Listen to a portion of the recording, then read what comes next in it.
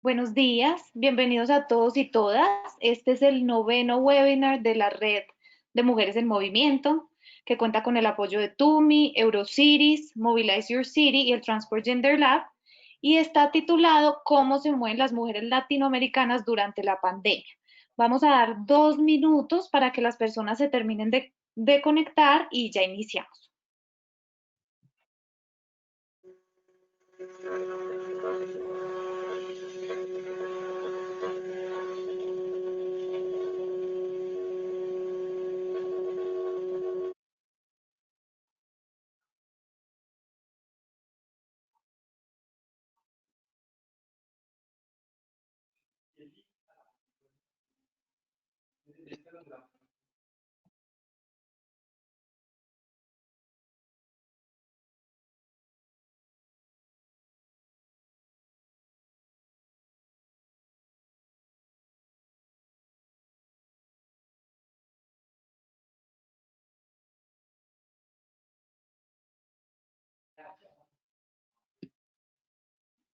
Ya vamos a comenzar. Estamos dando 2 minutos para que la gente se conecte.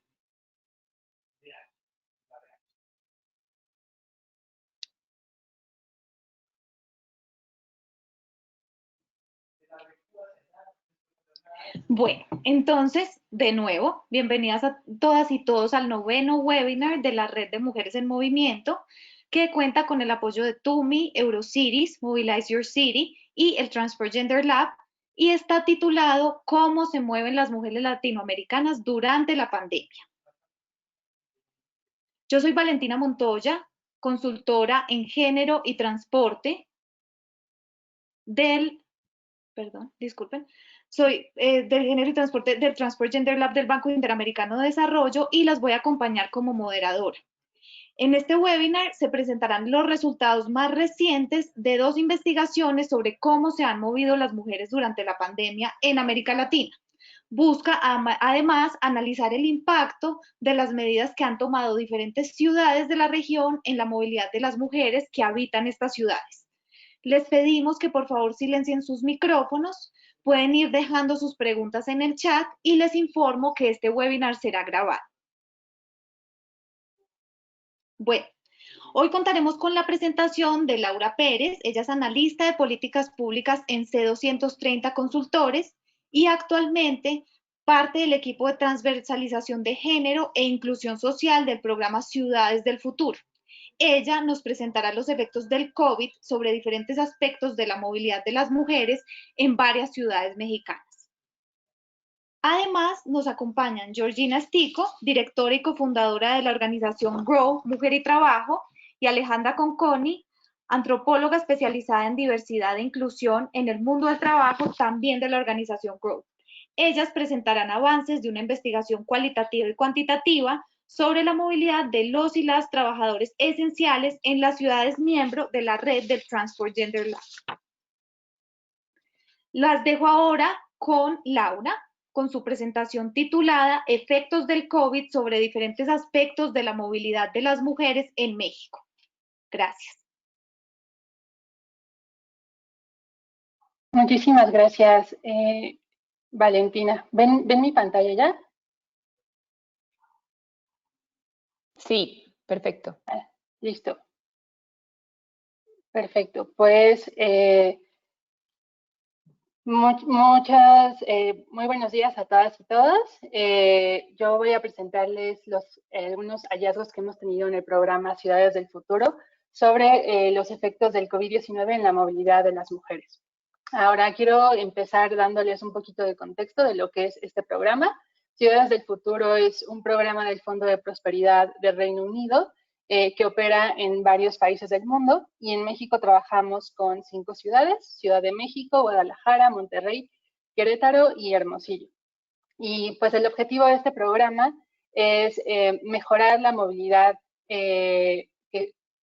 ofrecer servicios de movilidad que sean sostenibles, resilientes e incluyentes, particularmente para mujeres y niñas.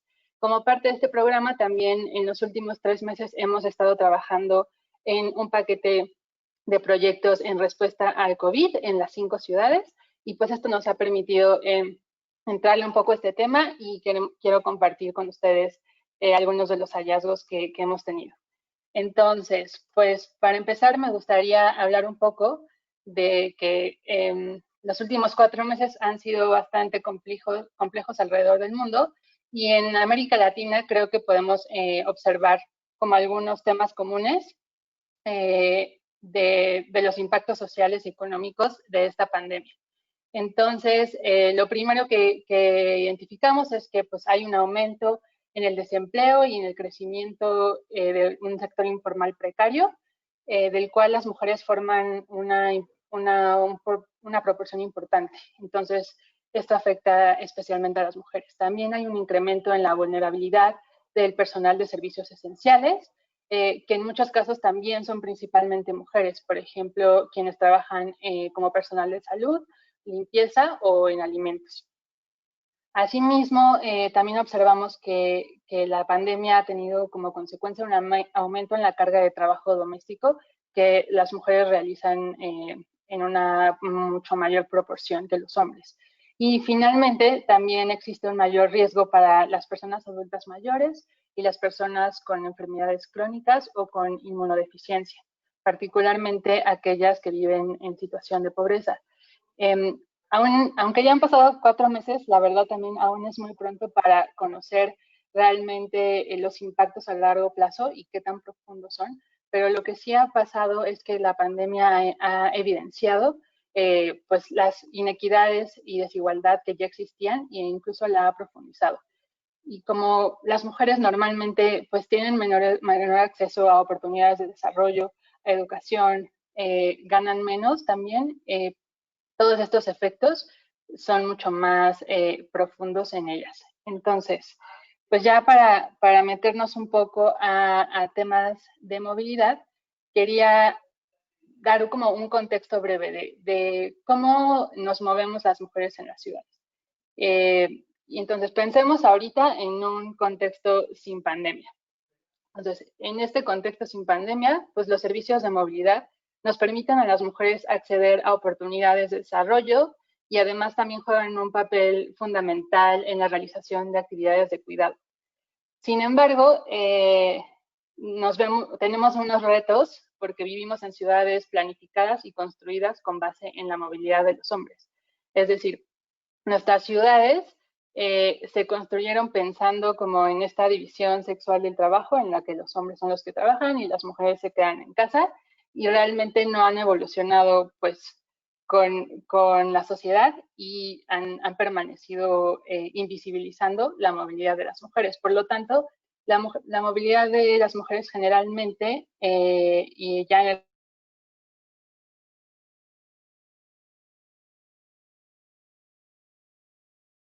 el solo la Ciudad de México contamos con una encuesta origen-destino, entonces, y que aún tiene muchísimas áreas de oportunidad como para caracterizar la movilidad de las mujeres, y otras ciudades realmente no cuentan con datos e información que permita informar las políticas de movilidad para incluir las necesidades de las mujeres. Entonces, en este contexto, de pronto nos llega la pandemia. ¿Y qué pasa? Se trastocan todas nuestras vidas y nos vemos limitadas en nuestro movimiento cotidiano. Y bueno, esto tiene un impacto definitivo como en nuestra experiencia como usuarias de los servicios de movilidad. Pero pues pensemos que este contexto que les expliqué anteriormente es el contexto que informa las decisiones como de respuesta ante COVID en materia de movilidad. Entonces, estas medidas pues se implementan de manera rápida y reactiva y pues no consideran esencialmente la forma en la que nos movemos las mujeres y las necesidades de movilidad que tenemos. Entonces, pues esto nos afecta como en nuestra experiencia como usuarias, pero pues va más allá de eso. Entonces quería aquí nada más pedirles que reflexionemos sobre estos otros 3 cuadrantes que componen el ciclo de vida de la movilidad y pensar en quiénes son quienes planean y diseñan estas medidas de respuesta a COVID en materia de movilidad y la movilidad en general, y bajo qué supuestos lo hacen. También que nos preguntemos quiénes operan los sistemas de movilidad y también que nos preguntemos quiénes miden el éxito de estas como medidas por COVID, y igual bajo qué supuestos, y cómo se mide ese éxito. Entonces, el problema es que la carencia de datos de movilidad de las mujeres pues nos dificulta realmente medir cuáles son los impactos sobre las mujeres en estas medidas. Y es súper importante estudios, por ejemplo, como el que nos van a presentar también a continuación para poder caracterizar las problemáticas y los impactos que ha tenido la pandemia sobre cómo nos movemos las mujeres. Y bueno, entonces ya entrando en materia sobre de qué forma se ha visto impactada la movilidad, lo primero que quiero platicarles es que, bueno, el aumento en el desempleo y los recortes salariales que se han experimentado durante esta pandemia implican que las mujeres ven limitada como su capacidad de moverse. Uno, porque la reducción de ingresos aumenta la carga en el gasto de transporte, principalmente de aquellas mujeres que son jefas de familia y que no pueden permanecer en su casa o trabajar desde casa, sino que tienen que seguir saliendo a buscar empleo y un ingreso. Y también esto también afecta mucho a las mujeres que viven en las periferias, porque tienen que desplazarse distancias mucho más largas.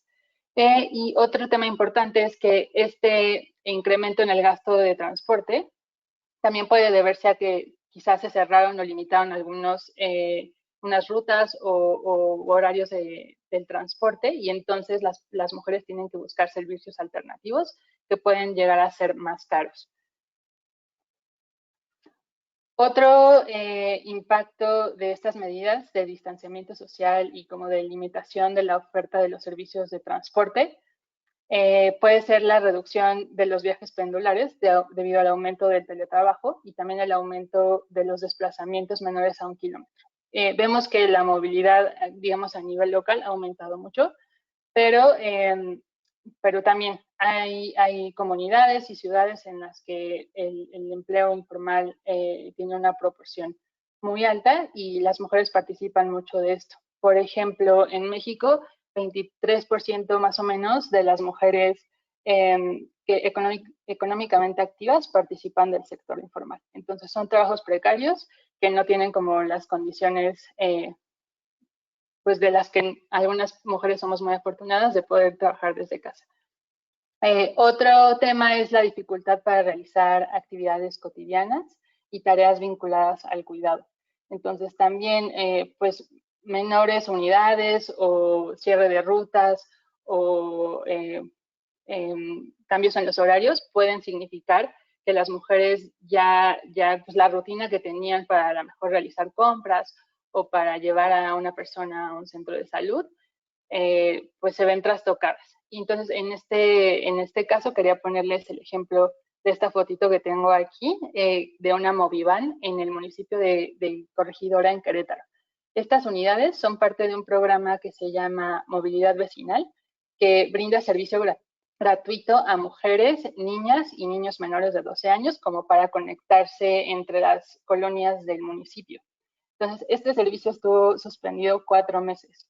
Y entonces, imagínense en un municipio en el que no hay muchas opciones de movilidad y que las mujeres vean como cancelado esto que ya les permitía pues hacer sus recorridos cotidianos, cómo puede afectarles. Y bueno, estas limitaciones en la oferta de servicios de transporte pues significan que las mujeres tienen un acceso restringido a oportunidades para obtener ingresos, especialmente de nuevo las mujeres que son empleadas informales, y que también tienen restringido el acceso a servicios públicos, en particular los de salud, y aquí quiero resaltar pues la salud sexual y reproductiva, y esto especialmente para las mujeres que habitan en zonas urbanas periféricas o zonas rurales. Y otro de los impactos que podemos resaltar en gran medida es la percepción de inseguridad que tienen las mujeres de moverse. Si de por sí en las ciudades en América Latina y en México particularmente, las mujeres ya tienen cierto miedo a moverse en transporte público, a moverse por las calles, ahora con el COVID, pues ese miedo aumenta. Entonces, pues hay mujeres que tienen esta imposibilidad de permanecer en casa y resguardarse porque tienen que salir a buscar su ingreso o cuidar a otras personas de sus familias. Entonces, pues ellas ya de entrada se enfrentan como a un riesgo de contagio al salir a la calle y moverse en transporte público. Y pues sí ha habido muchas medidas como para cuidar la salubridad al interior del transporte, pero también pues pasan muchos casos como, por ejemplo, no sé en otros países de América Latina, pero en México se ha observado que los hombres no quieren usar cubrebocas y como que usan mucho menos el cubrebocas que las mujeres. Entonces, pues eso es un riesgo ya de entrada. Y bueno, además, pues también se profundiza la percepción de inseguridad ya como, pues, ya sea sexual, de violencia sexual o violencia en general, por el menor tráfico de personas en las calles y el transporte público. En México, 93% de las mujeres perciben, se sienten inseguras al estar en la calle o en el transporte público. Entonces, pues el COVID solo ha logrado exacerbar este tema. Otra cosa es que pues este miedo de tanto al contagio y a la violencia, pues genera que las mujeres modifiquen sus comportamientos de viaje y quizá deban elegir modos de transporte que son más caros o que toman más tiempo para sentirse seguras. Y bueno, estos son Disculpa, algunos Laura. de... Sí. Te quedan 5 minutos. Gracias, Valentina. Sí, ya voy a cerrar. Entonces, bueno, todos estos impactos nos hablan de la necesidad de pensar en formas en las que podemos reconstruir de una mejor manera la movilidad. Entonces, aquí solamente quiero cerrar con esta pregunta. ¿Cómo podemos aprovechar esta coyuntura para reconstruir la movilidad urbana por y para mujeres? Entonces, una cosa muy importante es recopilar y analizar datos. Necesitamos tener esta información que nos permita hacer estudios descriptivos y diferenciados de los impactos de las medidas que se están tomando en materia de movilidad en respuesta a COVID y pues de la movilidad en general de las mujeres. También debemos buscar diseñar para la movilidad del cuidado. Entonces, podemos priorizar rutas que den acceso a servicios básicos y destinos esenciales para el cuidado, como mercados o supermercados, escuelas, y también con una perspectiva de corresponsabilidad. Es decir, no estamos diseñando solo para las mujeres, sino también queremos habilitar a los hombres para que puedan desempeñar todas estas labores de cuidado. Otra cosa importante es que podemos poner el foco sobre la movilidad local. Entonces, promovamos la movilidad activa, que es buenísimo. Aquí les puse una foto de la ciclovía que se habilitó en Avenida Insurgentes, en Ciudad de México, pero que esta también esté conectado con otros modos de transporte, porque no todas las mujeres pueden andar en bicicleta o caminar distancias muy largas, y que estén conectadas también con espacios públicos que sean accesibles, incluyentes y seguros para las mujeres.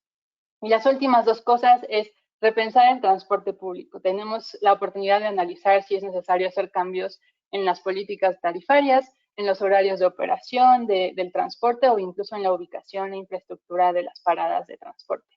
Y finalmente, y súper importante, y por eso me encanta este espacio, es que incluyamos las voces de las mujeres y niñas en procesos de construcción, toma de decisiones y evaluación de las políticas de movilidad. Y con eso, pues los dejo y las dejo y espero que estén inspirados a pensar más en estos temas. Gracias, Valentina. Muchas gracias a ti, Laura. Ahora quería rescatar un poco algunos puntos que expresó Laura en la presentación, y es como no solo hay limitación para ingresar al transporte, sino como la falta de acceso al transporte disminuye aún más los ingresos de las mujeres. Y otro tema muy importante acá es el tema de la inseguridad, que ya no solo va a la violencia sexual acostumbrada, sino también al tema de la inseguridad frente a posibles contagios de la pandemia. Y por último, el tema de las oportunidades, cómo hacemos para diseñar ciudades y transporte diferente a partir de lo que hemos ido reconociendo antes y durante la pandemia. Bueno, ahora Georgina y Alejandra harán la presentación titulada Presentación de datos preliminares de la investigación sobre movilidad en cuarentena. Las dejo con ellas. Hola, buenísimo. Denme un segundo que ahí comparto la pantalla. A ver, avísame si se ve la pantalla. ¿Sí? Todavía, ya, ahora sí.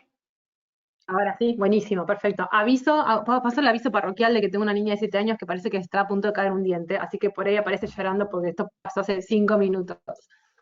Bueno, la verdad que buenos días, buenas tardes a todos y a todas. Es un placer estar acá y escucharla también a Laura antes, porque van a ver que nuestras como investigaciones se comunican y se hablan mucho. Brevemente con Ale les vamos a contar primeramente el contexto que nos llevó a proponer esta investigación. Vamos a estar haciendo con Ale un ida y vuelta.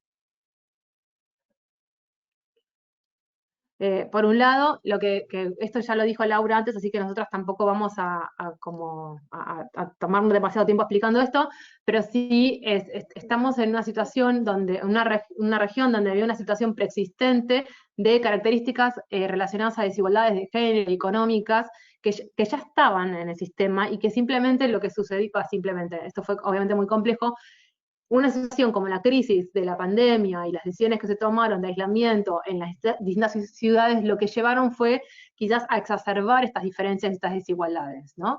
Estábamos hablando, y ya también lo contaba antes, de todo un sistema de transporte que estaba pensado de una manera androcéntrica, simplemente tomando al hombre como centro, y esto también tiene un impacto en cómo las mujeres pudimos manejarnos en relación a cómo movernos, aquellas que tenían que moverse durante esta situación, ¿no? Por otro lado, esto también hay ciertos datos que sirven para entender cómo pueden las mujeres resolver el menos acceso que tienen al transporte público en un momento donde este se redujo, y como contaba también Laura, o se cambiaron las paradas, o se cambiaron las temporalidades. Y nosotros estamos en una región donde en general la mayor cantidad de las licencias de conducir, y por lo tanto también la tenencia de los autos, está en manos de varones, ¿no? Esto varía de país en país, pero está entre un 60 y un 70%. Y por otro lado, que esto también justamente Laura lo traía al final, que esto también es una situación preexistente, aquellas personas que utilizan el transporte público ya estaban expuestas a situaciones de violencia y acoso, ¿no? Y que la mayoría de las personas que usan el transporte público son mujeres. Entonces esto nos pone a nosotras en una situación de mayor vulnerabilidad. En este sentido, el objetivo que tuvo la investigación que hicimos, que estamos haciendo, porque por eso son datos preliminares, cerramos la encuesta la semana pasada, fue identificar y visibilizar las problemáticas relacionadas justamente a la movilidad y la calidad de este transporte a los cuales las mujeres podían acceder. Van a ver que nosotros tenemos datos de hombres y mujeres, porque queríamos como comparar, y tener en cuenta también si se habían modificado o no las actividades remuneradas y no remuneradas, ¿no? Esa era un poco nuestra decisión. Con el fin y acá justo es buenísimo porque viene a responder como la primera sugerencia de Laura, de generar información que permita tomar otro tipo de decisiones, ¿no? De que pueda llevar la temática de género a la mesa, porque algo que también nos encontramos es que, como Laura decía, quienes planifican generalmente la situación, el transporte, no tienen esta mirada, y en una situación de crisis tampoco se trajo esta mirada, ¿no? La emergencia, la urgencia de tomar ciertas decisiones hizo que no se pensó cómo esto iba a afectar en particular a las mujeres. La investigación trató de abarcar 12 ciudades, Bogotá y Cali en el caso de Colombia, Ciudad de Buenos Aires. En México abordamos a Ciudad de México, Guadalajara, Pachuca de Soto, después también se incluyeron Ciudad de Guatemala, Lima, Quito, Santo Domingo, San Salvador y Santiago de Chile. Como van a ver, tuvimos una metodología distintos tipos de metodología, es decir, más allá de hacer un relevamiento de los decretos e información que estaba relacionada a qué pasaba en cada ciudad, desde que empezamos la investigación, que fue en el mes de junio, hasta la segunda semana de agosto, fuimos haciendo este seguimiento, bueno, qué cambios había en relación a la movilidad, qué cambios había en relación a las actividades que estaban habilitadas o no para salir a trabajar. Ale, ¿estás ahí? Sí, sí, ya me activaron el micrófono. Bueno, en relación perfecto. digamos, para poder elaborar una encuesta online, voluntaria en las 12 ciudades, hicimos entrevistas en profundidad a mujeres trabajadoras esenciales, con un alcance de más de 5 por ciudad, que buscó que no fuera representativa por ciudad, porque el número era chico, pero sí que fuera representativa en edades, estratos socioeconómicos, distintos tipos de trabajo. Abarcamos industria alimenticia, fuerzas de seguridad, mujeres en los trabajadoras de la salud, trabajadoras del cuidado, para así poder tener una cantidad diversa de casos testigos y evidencia empírica que sirviera tanto para analizar estas preguntas de investigación como para hacer la encuesta online.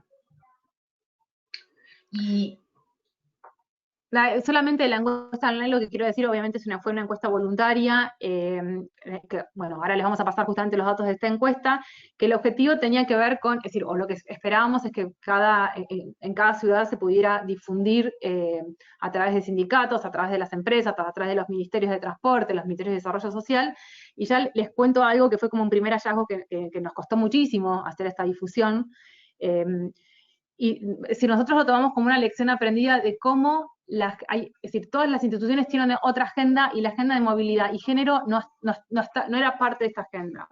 Entonces, cuando quisimos llegar particularmente a las mujeres que estaban viajando, nos ha costado muchísimo, ¿no? Eso fue, bueno, parte de una lección. Bueno, y por último, dentro de estas entrevistas que hicimos en profundidad a trabajadoras, se creó de forma buscada, pero en muchos casos espontánea, vínculo con informantes claves, que a través de WhatsApp generamos intercambios durante un mes, y en algunos casos hasta agosto, hasta este mes vigente, y ese intercambio fue de fotografías, videos, memes, noticias de sus ciudades.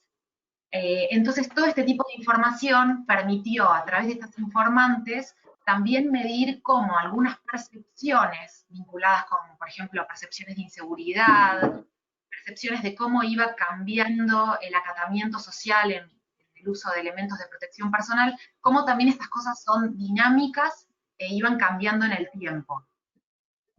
Y si vemos la siguiente, bueno, si vemos la siguiente slide, el tipo de intercambio fue realmente muy diverso y nos permitió pararnos en los zapatos de estas mujeres, porque bueno, nosotros les preguntábamos, bueno, ¿cómo es este último vehículo que te lleva a la planta alimenticia donde trabajás? O les pedíamos, ¿podés sacarnos fotos de estos círculos que hay en ciudades como Lima, Bogotá, Buenos Aires, para mantener la distancia social?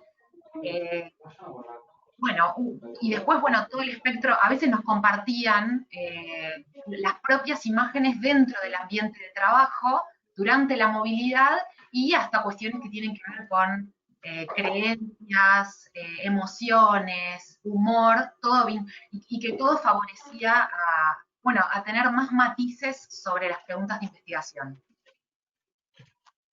Ahora sí, nos vamos metiendo a lo que son los datos preliminares. Al día que cerramos la encuesta teníamos 3.751 respuestas. Como les decía, nosotros en principio lo que estábamos buscando son trabajadoras esenciales que estaban en el área de alimentos, que estaban en el área de cuidados, que estaban en el área de salud, y nos encontramos que nos resultó muy difícil encontrarlas, es decir, no encontrarlas, sino que la encuesta las encuentra a ellas. Y tiene un sesgo nuestra encuesta, obviamente. El 86% de las personas que la respondieron tienen un estudio superior, terciario o superior, ¿no?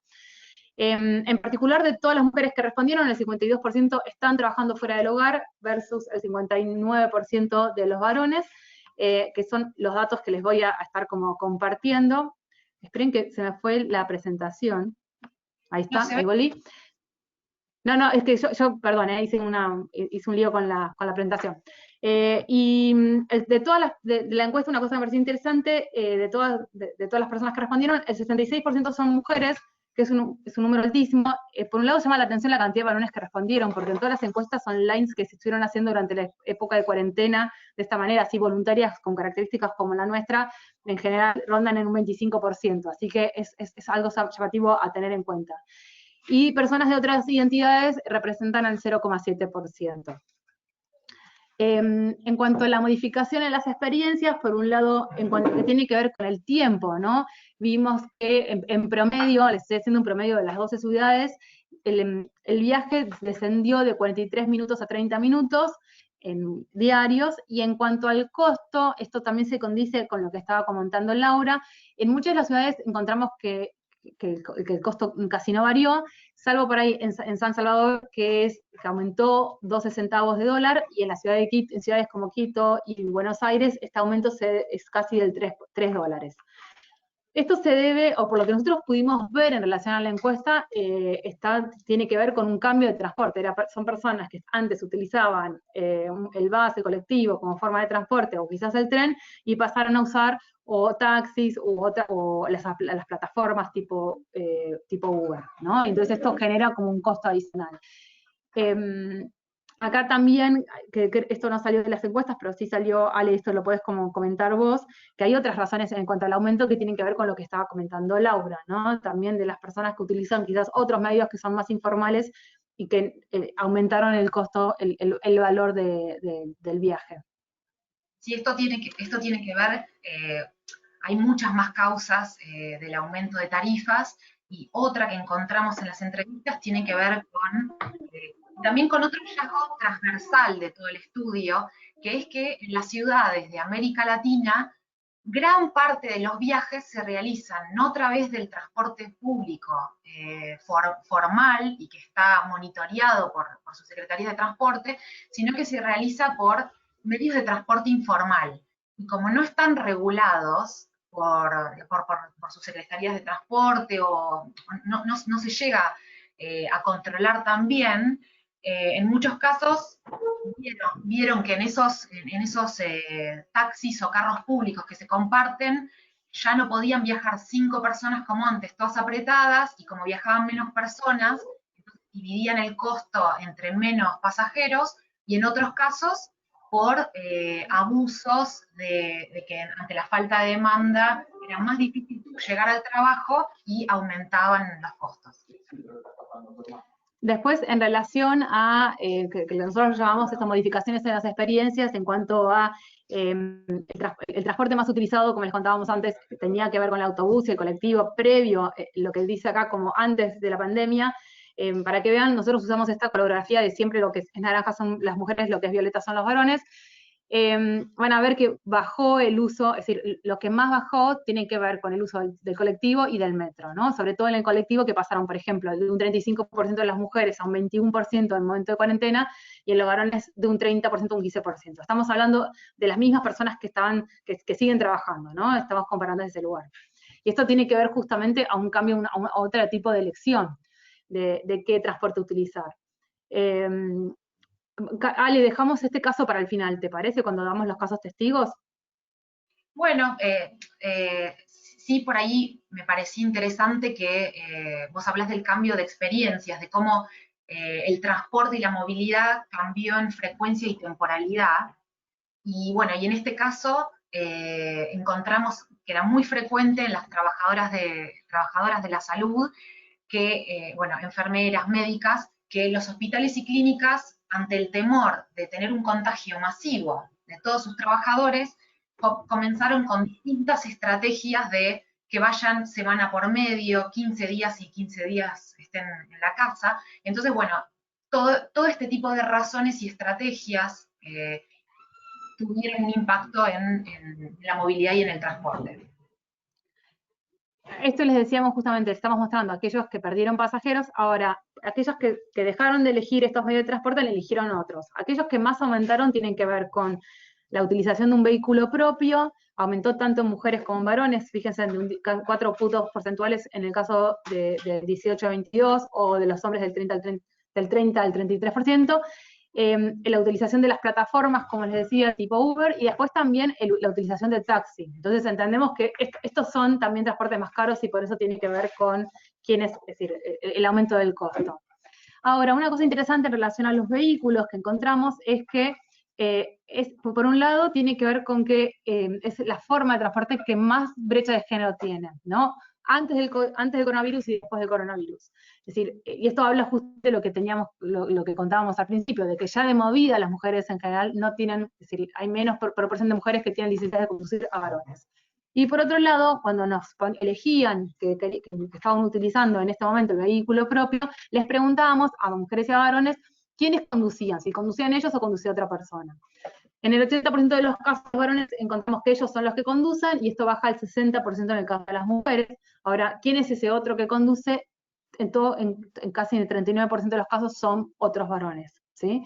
Entonces, Disculpa, esto nos Georgie, parecía... Sí, te quedan 5 minutos, disculpa.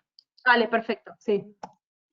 Después también consultamos el tema de las bicicletas, a ver, entonces ahí encontramos como un leve aumento de las bicicletas, sobre todo en el uso de las bicicletas propias, y preguntamos también por qué si uno tiene una bicicleta, ¿por qué no la utilizaría? Y en este sentido encontramos que tiene, justamente también era algo que Laura nombraba, la primera razón por la cual no salirían son las distancias largas, ¿no? Y después Ale encontró otro tipo de situaciones, como por ejemplo, más relacionadas a la geografía de las ciudades, ¿no? Que no son planas y que hay como muchas subidas y bajadas.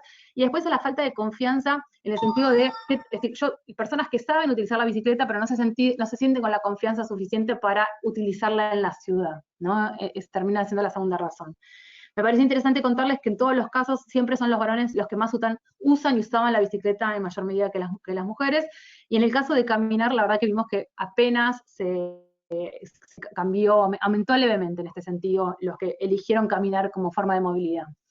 En cuanto les consultamos sobre las razones por las cuales cambiar el medio de transporte, y tienen que ver con esta, como contaba Laura previamente, ¿no? Con este temor al contagio, con una cuestión más de cuidado personal, ¿no? Después, en situaciones, también avanzamos sobre situaciones de seguridad y de violencia. En este sentido, Ale, ¿querés contar esto? ¿Querés contarlo vos?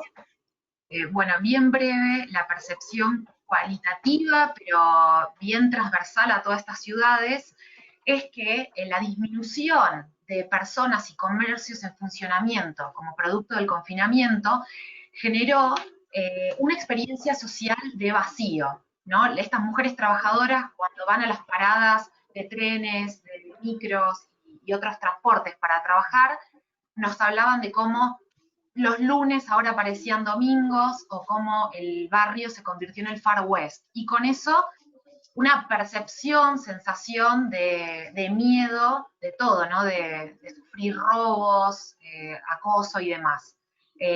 Y acá nos pareció un dato importante, porque si bien hay leves diferencias entre las 12 ciudades del estudio, en América Latina las mayores usuarias del sistema de transporte en general son las mujeres. Según la ciudad, entre un 60 y 66%. Entonces, esto hace que también sean más vulnerables ante estas ciudades que hoy están más vacías, pero también que por la crisis económica desatada por el COVID, hay más robos, más violencia y terminan siendo target de la violencia. En ese sentido, en relación a la encuesta, lo que encontramos, nosotros preguntamos si ellos y ellas habían experimentado algunas situaciones de violencia, que los distinguíamos entre lo que es acoso sexual, lo que son violencia verbal, o lo que puede ser robos. Y bueno, y encontramos justamente, y aparte preguntamos si les sucedió en un espacio público o en el transporte, ¿no? Como ven, siempre es mayor porcentaje en el caso del espacio público, que era un 34, casi un 35% antes de la pandemia, pero esto bajó, es decir, bajó significativamente tanto en el transporte como en el espacio público en este contexto, que tiene que ver, es decir, esa misma sensación de aislamiento hizo esta menos circulación, hace que estas situaciones pasen en menor medida. Sin embargo, como contaba Ale, sí observamos que las mujeres son las que más expuestas y son las que lo perciben, es decir, les ha sucedido en mayor medida que a los varones, ¿no? Entonces, estos valores que les están en el gráfico son valores de varones y mujeres, y el otro es el varón total.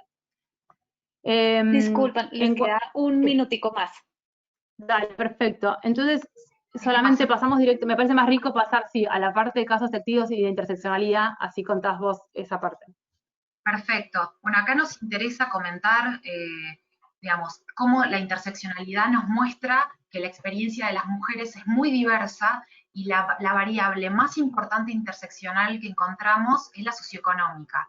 Entonces, por ejemplo, bien breve voy a mencionar estas 4, las trabajadoras de cuidado, enfermeras, niñeras, y bueno, también empleadas domésticas. Realmente esto lo vimos en todas las ciudades, Lima, Bogotá, Cali, Buenos Aires, México, tuvieron una exigencia de pasar de ir y volver a sus casas todos los días a trabajar en planta, o en Argentina decimos sin retiro. Entonces eso hizo que sus hogares se vieran vulnerabilizados, porque muchos chicos menores de edad quedaron a cargo de hermanitos un poco mayores, o discontinuando estudios, en casos de abuso de estupefacientes, también no está la madre o cuidador principal para dar contención. Y en breve también otros casos importantes de movilidad en el transporte, de la migración forzada de Venezuela. Este es el migrante más preponderante, pero también hay otros casos de migrantes y refugiados que quedaron en plena movilidad, eran rechazados de poder subirse al transporte público y quedaron parados. Después también encontramos, paso directamente al último, pueden hacernos preguntas, pero otro caso testigo muy importante, el de las comadronas y parteras indígenas en Guatemala, nos habla en general de cómo los estados nacionales identifican quiénes son sujetos e instituciones para recibir ayuda, porque los califican como formales, y quiénes no. Entonces, solamente en Guatemala hay 23.300 comadronas que ayudan a parturientas a dar a luz, y por el cese total del transporte no tenían a partir del 20 de marzo cómo llegar a asistir a las mujeres. Entonces, a diferencia de, por ejemplo, las médicas, que sí existían medios de transporte puestos por la ciudad de Guatemala. Así que bueno, estos son también varios casos testigos que nos muestran las distintas intersecciones que puede haber dentro del género. Solamente para cerrar, y esto es lo último que decimos, así Valen, ya cedemos el espacio, es con esto del uso o no del tapabocas, sí encontramos, es decir, entender que la encuesta se hizo casi ahora, en estos últimos meses, y encontramos que la mayoría de las personas que respondieron encuentran que o todos o la mayoría de las personas con las que se cruzan en la calle utilizan el tapabocas de forma correcta. Eso la verdad que nos llamó muchísimo la atención, y entonces entendemos que la sociedad, digamos, está aprendiendo la necesidad de este cuidado, ¿no? Y con esto cerramos.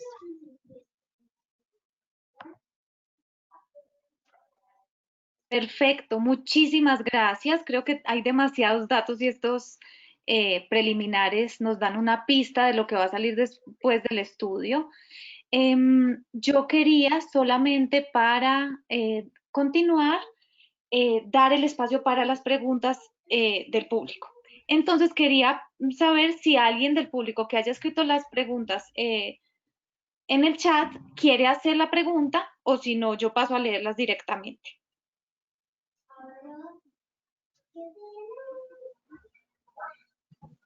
Nosotros les abrimos el micrófono, si alzan la manito, levantan la mano.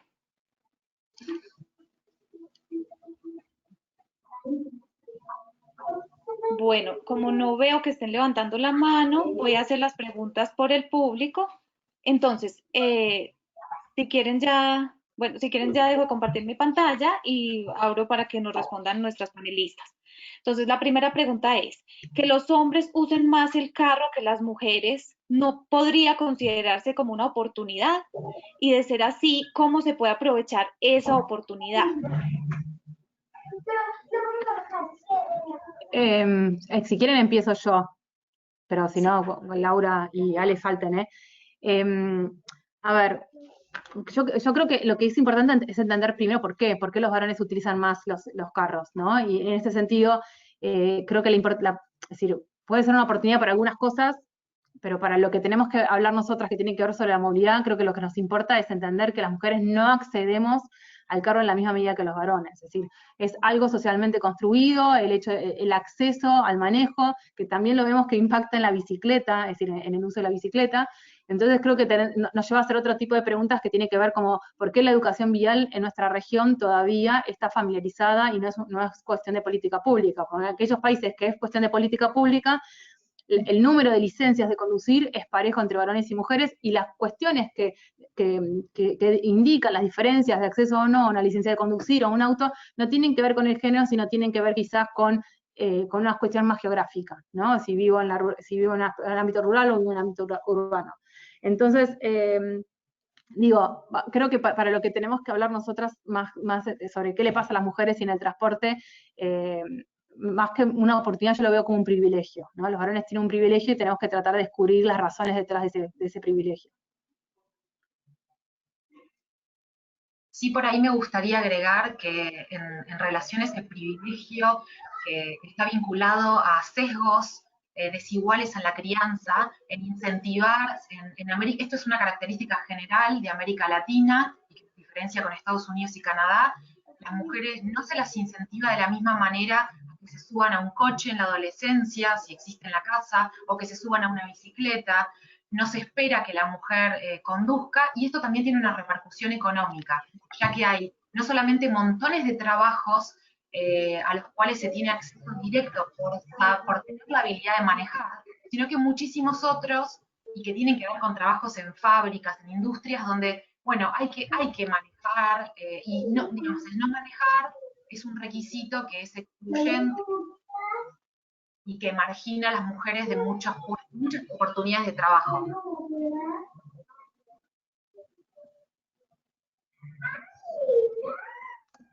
Y ligado a esa pregunta, me hacen una pregunta sobre bibliografía sobre el tema, como si tienen autores que sepan, si no igual esta pregunta la podemos responder más adelante. Bueno, ahora otra pregunta concreta es, ¿cómo sugieren la participación de las mujeres en el cambio de la movilidad? ¿Cómo podríamos participar más?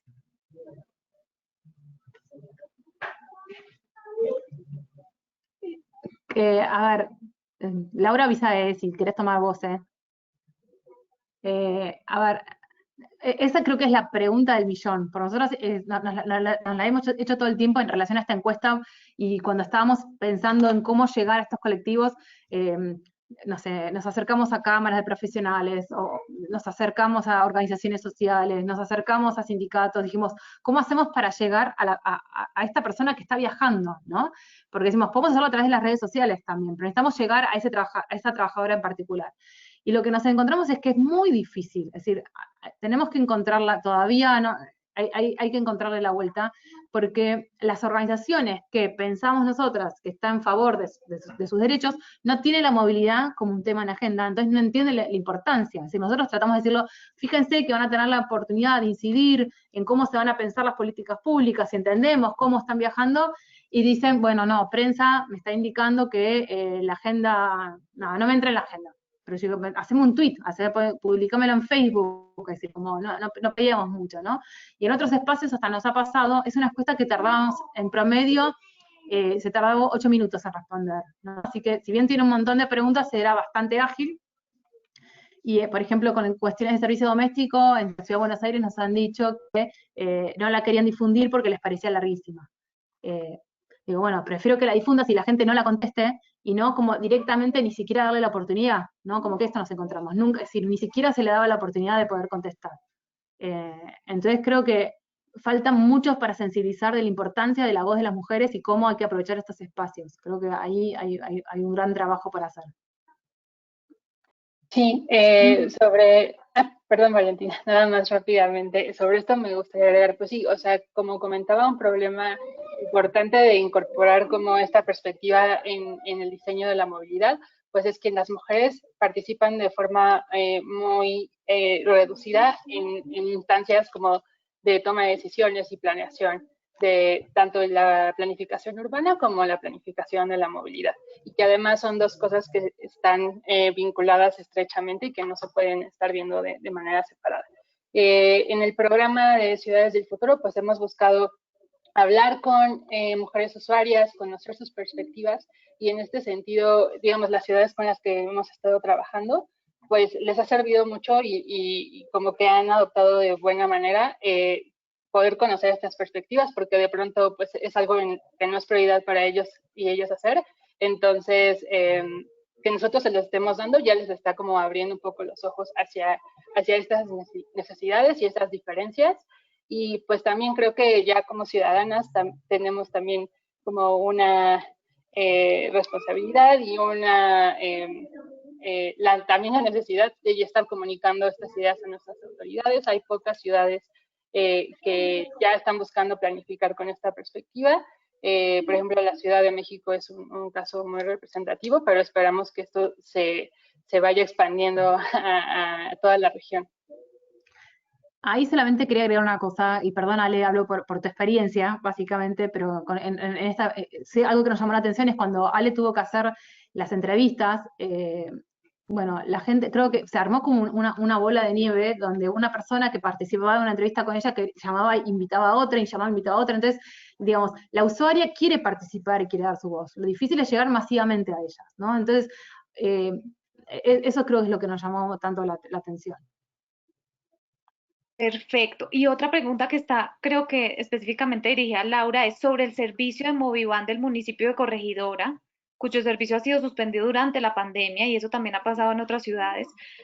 Muestra la oportunidad para instalar ciclovías emergentes en la localidad para que las mujeres, niños y niñas puedan trasladarse con sana distancia. Pues ahora, por ahora la recomendación del Instituto Querétaro del Transporte es que ese tipo de transporte solo lleve a menos del 50% de su capacidad para evitar contagios de COVID. Entonces, ahí lo ligo con otras preguntas que tenemos sobre la bicicleta y es cómo la bicicleta entra a jugar ahí, cómo las ciclorrutas han permitido más movilidad en bicicleta, cómo las mujeres han visto en eso una mayor oportunidad de moverse de forma diferente por fuera de los sistemas de transporte público, un poco así. Bueno, si quieren empiezo yo y después ya puedo dar la palabra a Alejandra y a Georgina. Entonces, pues creo que, o sea, es un tema por ejemplo, en el tema de las bicicletas, pues ha sido una cosa muy satisfactoria de la pandemia, como ver más ciclovías emergentes y que tienen potencial para volverse permanentes en nuestras ciudades, pero la verdad es un tema que las mujeres definitivamente usan en mucha menor proporción la bicicleta, pues por temas tanto de seguridad pública como de seguridad vial, y como ya comentaba Ale, pues culturales también. A las niñas se les alienta mucho menos que a los niños a usar este tipo de transportes y bueno, están otras condiciones que ya mencionaba, pues de personas adultas mayores, personas que quizá tienen alguna discapacidad o mujeres que no tienen un acceso a una bicicleta que impiden como pues masificar este uso entre las mujeres. Entonces son consideraciones que hay que tener y está buenísimo lo de las bicicletas, pero no debe ser como la única solución que se proponga para la movilidad en estos tiempos y debe estar conectada con otras alternativas. Y bueno, ahora sí dejo a Ale y Georgina. No, yo creo que ahí solamente completar con lo que vos decías, Lau, porque es parte de lo que nosotros encontramos en que las bicicletas, no se aumentó el uso de las bicicletas, o fue muy leve, y sobre todo esto, que los que usan más las bicicletas son los varones y no las mujeres. Entonces, digo, si se va a invertir en esto, creo que también hay que tener en cuenta que hay que hacer una campaña de comunicación para empezar a cambiar el uso de las bicicletas y que las mujeres se animen, ¿no? Como, ¿qué es lo que uno puede hacer desde el Estado y desde la política pública para que esta oportunidad que uno plantea sea realmente amplia a todas, ¿no? Y me encanta porque creo que era uno de los ejemplos que usaba Amartya Sen cuando habla de desarrollo, ¿no? Me preguntan cómo me traslado y armo una bicicleta y no consulto que la persona que la tenía que usar quizás era una persona con una discapacidad motriz. Entonces digo, ¿hasta qué punto la bicicleta resuelve o no? Y bueno, y el tema de las distancias y las geografías obviamente hay que tenerlo en cuenta, ¿no? Es decir, pensando sobre todo en este contexto, después de tantos meses de estar estancos, ¿cuánto nos va a costar entrar en un ritmo donde podamos hacer más de 15, 20 cuadras en bicicleta, ¿no? Y de hecho, muchas mujeres, muchas trabajadoras que entrevistamos nos decían, yo sé andar en bicicleta y sería factible, pero después de ser enfermera en un turno de 10 horas que estoy parada, no tengo capacidad física ni de la bicicleta del sueño que tengo. Entonces, también este tipo de trabajos esenciales son trabajos con mucha demanda física. Y me gustaría agregar también, perdona, que pues el tema también del cuidado, ¿no? Entonces, para las bicicletas, pues de pronto llevar una niña, un niño, o compras, o todo eso, pues se vuelve muy complicado, sobre todo si uno no tiene como la habilidad o ciertas como equipamientos para poder llevar como que un carrito del niño cargando, que pues también implican un gasto adicional. Y ya, esa es otra cosa que quería. Bueno, hay otras preguntas más metodológicas. Recuerden que igual las preguntas que no se respondan acá se las responderemos después, pero voy a hacer la última pregunta antes de cerrar y es para Grow, ¿cómo abordaron a las mujeres para obtener su participación en que contestaran efectivamente la encuesta? ¿Por qué o cuáles factores pueden como haber incentivado a más mujeres a contestar en temas de privacidad y otros temas que han hablado un poco? A ver, usamos, creo que todas las estrategias que encontramos. Por ejemplo, desde las redes sociales hicimos, por ejemplo, nos pautamos, pero específicamente en personas que tuvieran determinada edad, que trabajaran que tuvieran determinados intereses, que eran los que nosotros estábamos buscando, ¿no? Eso por un lado. Por otro lado, debemos haber contactado alrededor de no sé exactamente, pero unas 150 organizaciones de estas 12 ciudades en total, que eran sindicatos, cámaras, y les mandamos mail, los contactamos por Facebook, les contactamos por Twitter, como por todas las redes sociales, para ver cuál era la mejor manera para que nos escucharan y pudieran como difundir la encuesta. Bueno, también desde la mesa de Transport Gender Lab también lo hicieron, y también los distintos ministerios participaron en esta difusión de la encuesta, y creo que ahí la diferencia, porque van a ver que es bastante disparejo en relación a qué ciudades respondieron más. Evidentemente hay ciudades que estuvieron como súper interesadas y desde los mismos ministerios empujaron muchísimo las respuestas, ¿no? Pero bueno, fue muy variado. ¿Y por qué responden más las mujeres? Eso creo que es como la respuesta, es decir, como el aprendizaje del millón. El gran hallazgo que hemos tenido todos los que hemos hecho encuestas durante este periodo de tiempo,